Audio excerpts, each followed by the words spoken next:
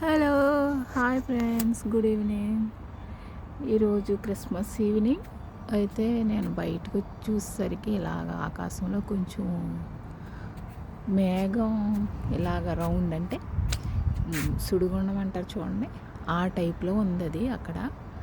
So మీ అందరికీ చూపిద్దామనేసి నేను చూపిస్తున్నాను అనమాట.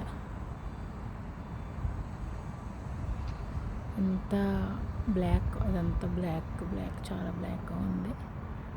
అయితే ఇక్కడ వరకు ఉంది మేఘం.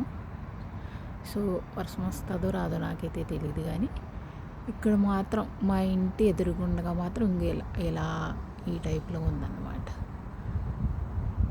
ఓకే, క్రిస్మస్ ఈవినింగ్ కదండి, చూడండి మా క్రిస్మస్ ట్రీ డెకరేషను.